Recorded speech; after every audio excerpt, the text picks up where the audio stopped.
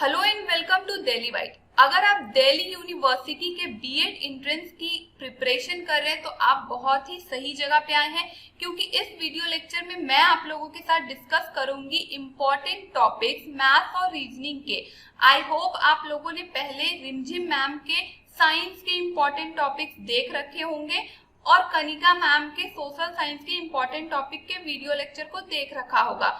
तो अब बच गया मैथ्स और रीजनिंग, जो कि इम्पोर्टेंट रोल प्ले करता है दिल्ली यूनिवर्सिटी बीएड एंट्रेंस के एग्जाम के लिए, क्योंकि मैथ्स से 13 to 14 क्वेश्चन आते हैं और मैथ्स और रीजनिंग एक ऐसा सब्जेक्ट है जो आपको निगेटिव मार्किंग नहीं करवाएगा। यदि आपको आता है तो आप सॉल्व करेंगे और करेक्ट आंसर चूज करेंगे, अदरवाइज गलत होने के चांसेस नहीं होंगे अगर आपको आता है तो इसीलिए मैथ्स बहुत ही इम्पोर्टेंट एरिया हो जाता है मार्क्स ज्यादा स्कोर करने के लिए।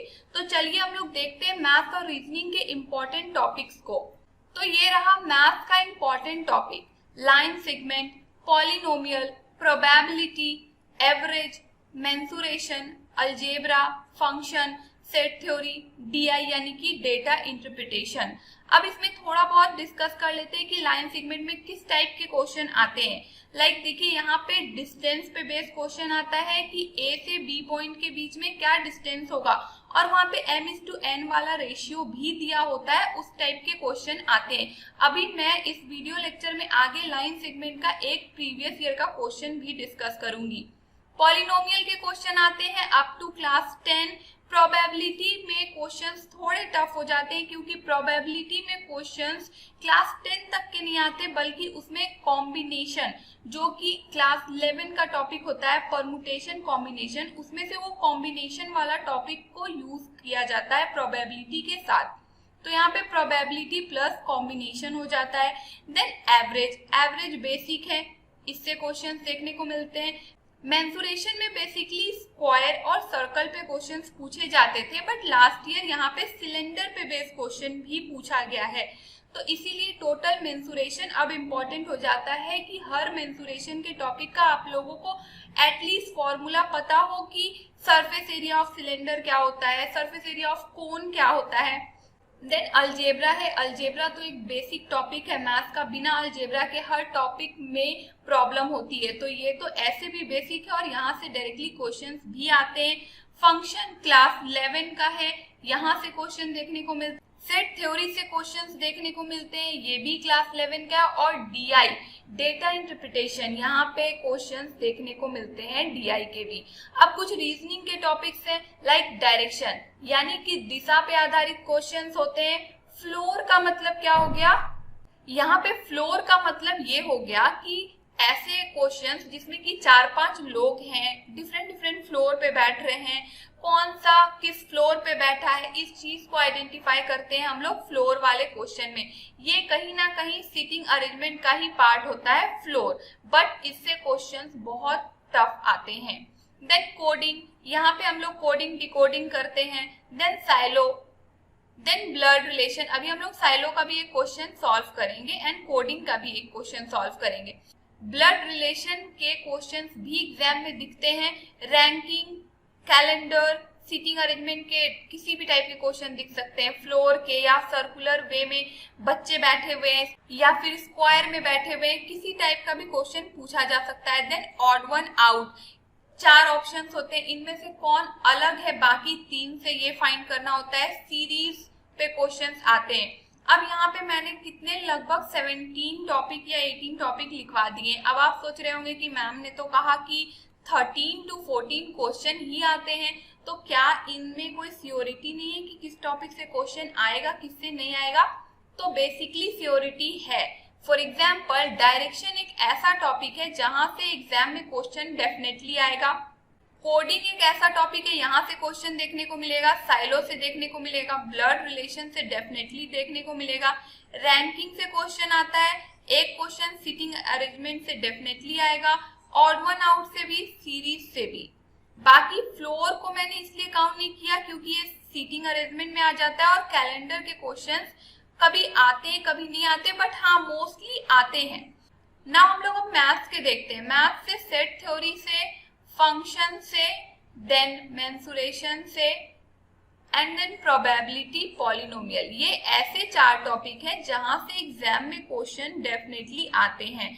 रही बात अलजेब्रा की, ये तो खुद में एक इम्पॉर्टेंट टॉपिक है, इसे बिना पढ़े बाकी के टॉपिक्स में प्रॉब्लम आती है, तो ये ऐसे भी पढ़ना है और यहाँ से क्वेश्चन किसी ईयर आते हैं, किसी ईयर नहीं आते हैं।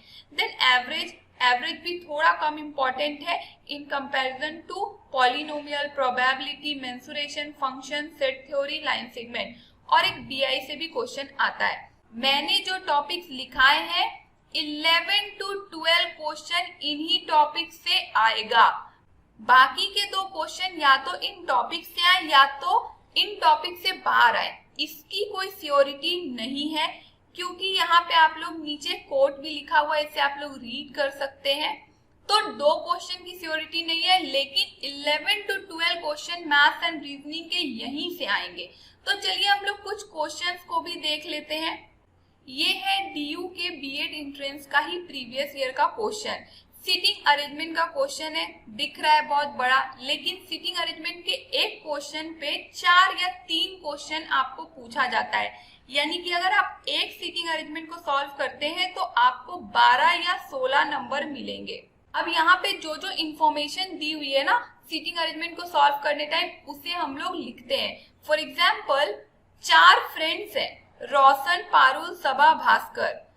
सभी क्या कर रहे हैं, एमए का एंट्रेंस एग्जाम दे रहे हैं, लेकिन सभी डिफरेंट सब्जेक्ट में दे रहे हैं। फॉर एग्जाम्पल आपका कोई फ्रेंड हिस्ट्री से मास्टर्स किया होगा, कोई ज्योग्राफी से किया होगा, कोई पॉल साइंस से, कोई सोशियोलॉजी से, लेकिन कौन किससे किया है इसी ऑर्डर में है, इसकी कोई गारंटी नहीं है। मतलब कि ऐसा नहीं कि रोशन हिस्ट्री से किया है, पारुल ज्योग्राफी से किया है, ऐसे सीक्वेंस में उठाने के लिए मना कर रहा है, ठीक है। और अगर नहीं भी ये लाइन मेंशन होना कि इसी ऑर्डर में नहीं है, फिर भी नहीं उठाया जाता है, ठीक है। देन ये लोग डिफरेंट कॉलेजेस गए हैं, ए बी सी डी, चारों को 4 अलग कॉलेज मिला है, और वो भी 4 अलग प्लेस में, ओके। देन अब क्या कहा जा रहा है, क्वेश्चन आपका यहाँ से शुरू हुआ है, क्योंकि उससे पहले आपको सिर्फ इंस्ट्रक्शन दिए गए हैं। अब हम लोग क्वेश्चन देखते हैं। पारुल का एग्जाम सेंटर सी है। सबसे पहले हम क्या करते हैं, फ्रेंड्स लिख लेते हैं एक जगह, R stand for Roshan, P stands for Parul, S stands for Saba and B stands for Bhaskar. ये हो गए फ्रेंड के लिस्ट। अब यहाँ पे ये लोग कहाँ जा रहे हैं, प्लेस पे जा रहे हैं, किसी कॉलेज में जा रहे हैं एग्जाम देने के लिए, और इनका सब्जेक्ट है। इस तरीके का 4 ग्रुप है हमारे पास, इसे हम लोग को फिल करना है। यहाँ क्या लिखा है, पारुल का एग्जाम सेंटर सी है, सी यानी कि कॉलेज का नाम, तो पारुल यहाँ है, उसके सामने लिख देते हैं कि वो सी गया। Then the college assigned to sociology is B, यानी कि बी जो कॉलेज है वहां पे सोशियोलॉजी की एग्जाम हो रही है, which is situated in Q, वो कहाँ है, क्यू प्लेस में है, ठीक है।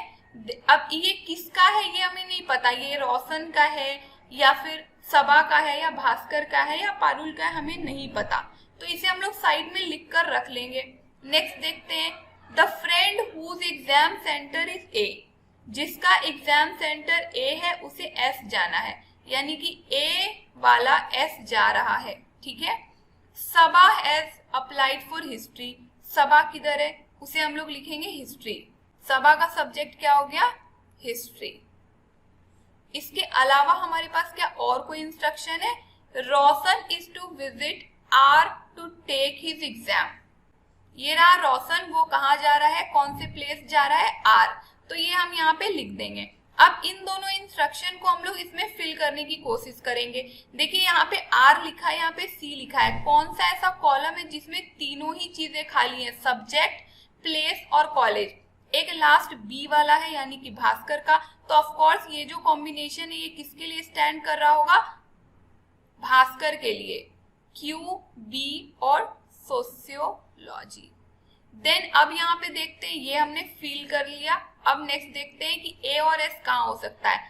अब यहाँ देखिए आर पहले से मेंशन है, यहाँ सी है, तो ए और एस के लिए कौन सा कॉलम खाली है, ऑफ कोर्स सबा वाला, तो सबा का भी कंप्लीट हो गया। अब देखिए हमारे पास टोटल कितने प्लेस थे, पी क्यू आर एस, तो आर एस क्यू हो चुका है तो पी यहाँ हो जाएगा। Then A B C use हो चुका है तो यहाँ पे क्या होगा, डी कॉलेज बच गया। लेकिन हम लोग को सब्जेक्ट की श्योरिटी नहीं है कि पता नहीं रोशन का जियोग्राफी है या फिर पॉल साइंस है। सेम चीज इस पे भी, पारुल पे भी अप्लाई होता है कि इसका जियोग्राफी है या पॉल साइंस है, उसकी कोई श्योरिटी नहीं है। ये चार्ट हमारा हो गया कंप्लीट। अब हम लोग क्वेश्चन को देखेंगे। हमसे क्या पूछ रहा है, बताइए कि रोशन का एग्जाम प्लेस का कॉम्बिनेशन क्या है, और सब्जेक्ट का भी पूछ रहा है। ठीक है, तो रोशन कहाँ है, पहला वाला रोशन है, रोशन आर जगह पे गया है डी कॉलेज में एग्जाम देने, ज्योग्राफी या पॉल साइंस पता नहीं। तो हम लोग ऑप्शंस में देखते हैं। पहले तो आर कहाँ दिख रहा है, ये रहा आर 2 में, तो पी वाले तो ऐसे ही गलत हो गए। देन हमारे पास सब्जेक्ट में ज्योग्राफी और पॉल साइंस है, तो सोशियोलॉजी तो हमें पता है ना कि वो भास्कर का है, तो बचा क्या, ज्योग्राफी। तो आंसर क्या हो जाएगा, ऑप्शन नंबर सी। कभी कभी हमारे पास सियोरिटी नहीं होती है, लेकिन ऑप्शंस के थ्रू वो क्लियर हो जाती है। ठीक है, तो इसका आंसर हो गया। अब इसी पे बेस्ड एक और क्वेश्चन देख लेते हैं। इसमें क्या पूछ रहा है कि भास्कर का एग्जाम सेंटर कहाँ है, तो भास्कर का एग्जाम सेंटर कहाँ है, बी, या तो क्यू प्लेस में, बी कॉलेज में। तो इसका आंसर क्या हो जाएगा, ऑप्शन नंबर बी। इसी पे 2 और क्वेश्चंस थे बट मैंने नहीं लिया। सोचिए ये क्वेश्चन एक डायग्राम सॉल्व करने पर आपको 16 नंबर मिल रहे हैं, तो ये टॉपिक कितना इंपॉर्टेंट हो जाएगा।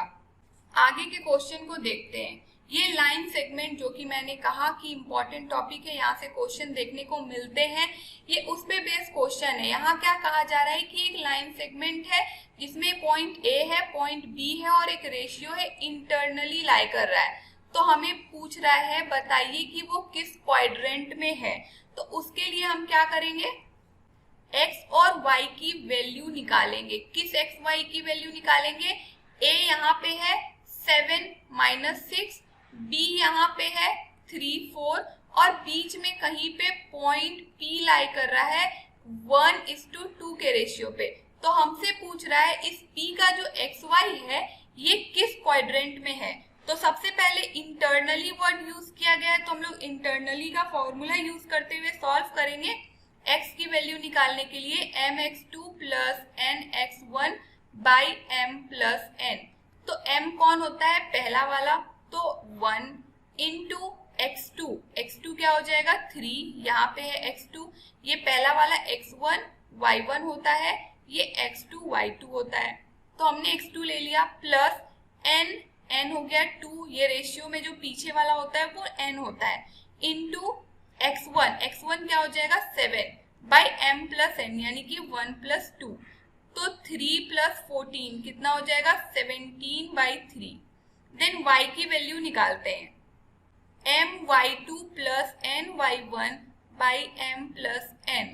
इसमें क्या करेंगे हम लोग, सेम अप्लाई करेंगे, बस अब की x2 की जगह पे y2 की वैल्यू यूज करेंगे, into 4 + n × y2 y1 n × y1 / m + n। तो 4 ± -12/3 माइनस का 9/3, यानी कि x और y की वैल्यू हमारी क्या आई, पहले प्लस में फिर माइनस में।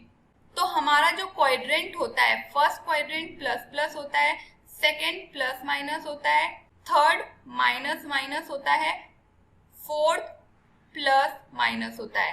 तो हमारा क्या आया है प्लस माइनस, ये किस क्वाड्रेंट में हो गया, फोर्थ क्वाड्रेंट में। चलिए अब आगे के क्वेश्चंस को देखते हैं। ये क्वेश्चन है function based. Function based question हमेशा देखने को मिलता है।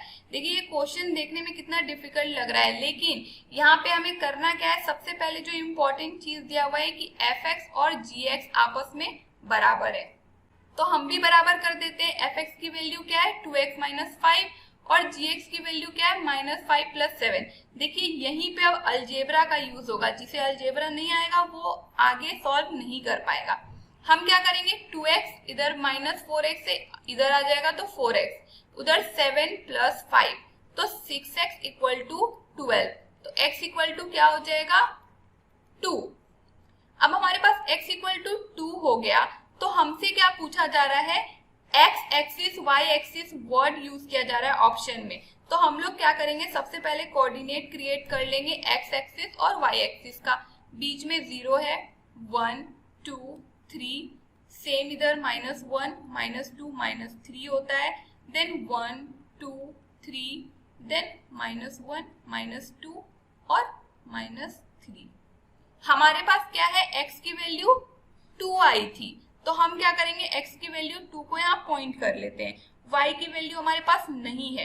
अब हम लोग ऑप्शंस पे जाएंगे। ऑप्शन में क्या यूज कर रहा है कि एक स्ट्रेट पैरेलल लाइन है, या तो x एक्सिस के या तो y एक्सिस के, ठीक है।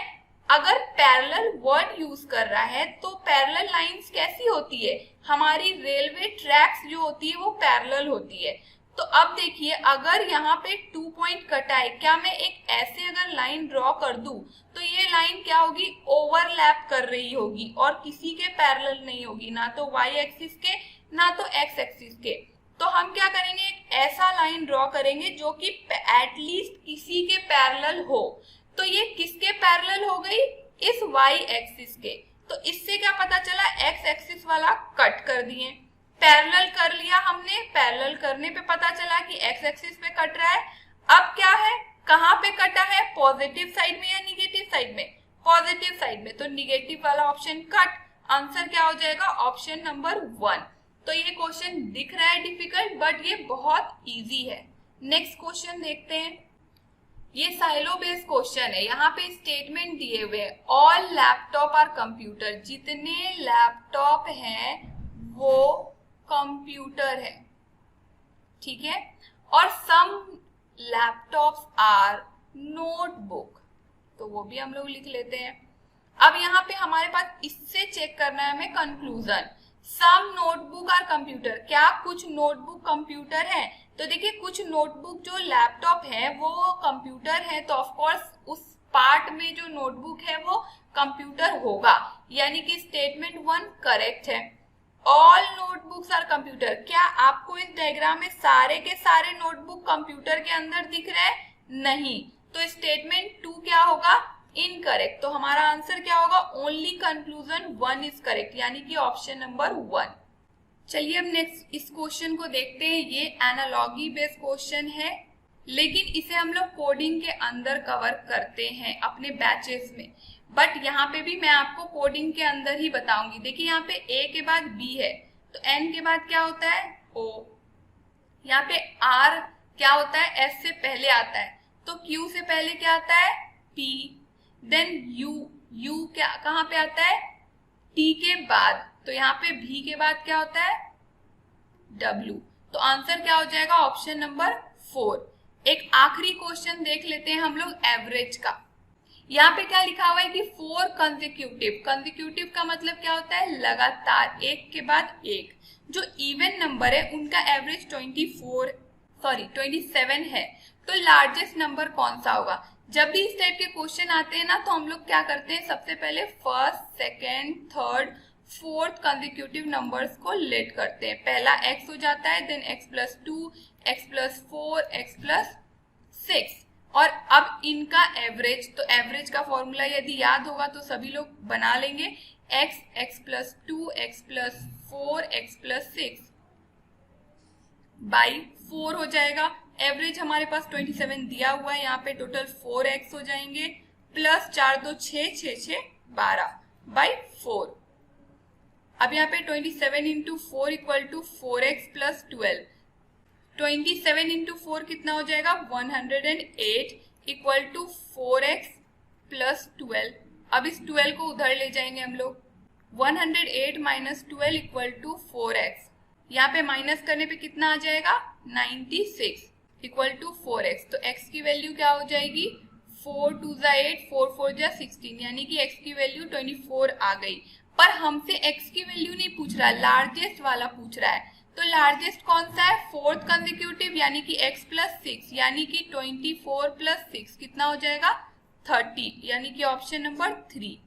अगर आप लोग को ये मैथ एंड रीजनिंग के इम्पोर्टेंट टॉपिक्स वाला लेक्चर देखकर ऐसा फील हो रहा है कि इतने सारे टॉपिक्स हैं और एग्जाम मोस्ट प्रोबेबली अगस्त में हो जाएंगे, तो इतने शॉर्ट पीरियड में कैसे प्रिपरेशन करें। तो आप बहुत सही जगह आए हैं, आपको दिल्ली बाइट पे प्रिपरेशन करवाया जाएगा 30 डेज के क्रैश कोर्स बैच में, जहाँ पे रिमझिम मैम आपको साइंस पढ़ाएंगी, Abhilash sir and Kanika ma'am social science cover करेंगे और मैम मैथ्स एंड रीजनिंग बहुत ही बेसिक से कवर करूंगी, जिससे कि ये सभी टॉपिक्स आपको बहुत ही अच्छे से समझ भी आए और आप एग्जाम में स्कोर भी कर सके। हमारा न्यू बैच 8 जुलाई को स्टार्ट हो रहा है। अगर आप 8 जुलाई को नहीं भी ज्वाइन कर पा रहे हैं, आप इस वीडियो को 10 जुलाई को देख रहे हैं, 12 जुलाई को देख रहे हैं, तो भी आप ज्वाइन कर सकते हैं, क्योंकि सारे क्लासेस की वीडियो रिकॉर्डिंग होती है और वो आप लोगों को प्रोवाइड की जाती है। जो भी न्यू स्टूडेंट ज्वाइन होते हैं उन्हें वो लेक्चर्स मिल सकते हैं। तो अगर आप 10 को देख रहे हैं इस वीडियो को या 12 को देख रहे हैं, आप इजीली ज्वाइन कर सकते हैं, आप बाकी के क्लासेस को कवर कर सकते हैं और हमारे साथ 30 डेज में बहुत ही शॉर्ट एंड क्रिस्प वे में DU BEd एंट्रेंस एग्जाम की तैयारी कर सकते हैं और एग्जाम क्वालिफाई कर सकते हैं। बाकी आप लोग हमारी वेबसाइट पे भी विजिट कर सकते हैं, वहां पे आप लोगों को BEd के मॉक अवेलेबल है, वहां आप प्रैक्टिस कर सकते हैं और एग्जाम का फील ले सकते हैं कि एग्जाम में आप कैसे टाइम के साथ क्वेश्चंस को सॉल्व करते हैं। बाकी आप लोगों को कोई भी डाउट हो, मैं आप लोगों को इंस्टाग्राम पे मिल जाऊंगी। इंस्टाग्राम पे सिंपली सर्च कर सकते हैं delibite_nupur, मैं वहां पे मिल जाऊंगी। वहां पे किसी भी तरह के डाउट जो आपके मन में है आप मुझसे पूछ सकते हैं। साथ ही साथ आप हमारे टेलीग्राम ग्रुप का भी पार्ट हो सकते हैं, teacher education resource Telegram group. यहाँ पे आप लोगों को BEd एंट्रेंस एग्जाम से लेकर काउंसलिंग को कंप्लीट कराते हुए सीटेट तक के सारे रिसोर्स मटेरियल मिलते हैं और अपडेट्स मिलते हैं। तो यहाँ आप लोग ज्वाइन कर लीजिए अगर आप लोग एक टीचर बनना चाहते हैं, क्योंकि यहाँ पे आप लोगों को DSSB, KVS, जॉब नोटिफिकेशंस सारी चीजें प्रोवाइड की जाती है। Subscribe Delhi bytes. Thank you.